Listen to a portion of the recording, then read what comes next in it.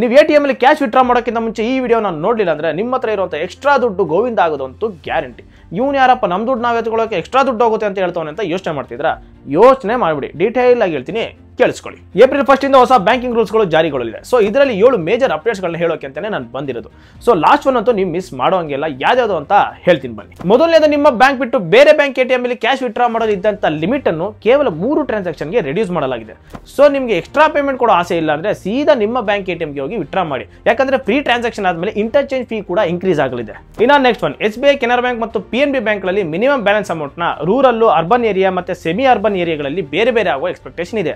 ಹಾಗೆ ನೀವು minimum balance amount maintain ಮಾಡಿಲ್ಲ ಅಂದ್ರೆ ಪೆನಾಲ್ಟಿ ಕೂಡ ಬೀಳಲಿದೆ. So savings account interest rate ನಿಮ್ಮ ಅಕೌಂಟ್ ಬ್ಯಾಲೆನ್ಸ್ ತಕ್ಕಂತೆ ಅಡ್ಜಸ್ಟ್ ಆಗಲಿದೆ. ಸೊ ಹೇಗೆ ಅಂದ್ರೆ ನಿಮ್ಮ ಅಕೌಂಟ್ ಅಲ್ಲಿ ಇರುವಂತಹ ಬ್ಯಾಲೆನ್ಸ್ ಜಾಸ್ತಿ ಇದ್ರೆ ಇಂಟ್ರೆಸ್ಟ್ ರೇಟ್ ಜಾಸ್ತಿ ಸಿಗುತ್ತೆ. ಇನ್ನು 5,000ಕ್ಕಿಂತ ಹೆಚ್ಚು ಮೌಲ್ಯದ ಚೆಕ್ ಅನ್ನು ಪಾಸಿಟಿವ್ ಪೇ ಸಿಸ್ಟಮ್ ನ ಮೂಲಕ ವೆರಿಫೈ ಮಾಡಲಾಗುತ್ತೆ. ಈ PPS ಬಂದು ನಿಮ್ಮ ಚೆಕ್ ನಂಬರ್, ಅಮೌಂಟ್ ಹಾಗೆ ಮತ್ತಿತರ ಡೀಟೇಲ್ಸ್ ನ ಕನ್ಫರ್ಮ್ ಮಾಡುತ್ತೆ.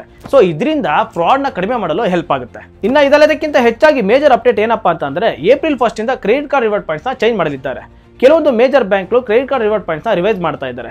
ಸೊ ಇದರ ಡೀಟೇಲ್ಸ್ ನ ನೀವು ಸ್ಕ್ರೀನ್ ಮೇಲೆ ಕಾಣ್ತಿರೋ ಟೇಬಲ್ ಅಲ್ಲಿ ನೋಡಬಹುದು. ಸೊ ಇನ್ನು ಈ ಚೇಂಜಸ್ ಬಗ್ಗೆ ನಿಮ್ಮ ಅಭಿಪ್ರಾಯವನ್ನು ನಮಗೆ ಕಮೆಂಟ್ ಅಲ್ಲಿ ತಿಳಿಸಿ. ಹಾಗೆ ನಮ್ಮ ಗ್ರೋ ಕನ್ನಡನ ಫಾಲೋ ಮಾಡಿ.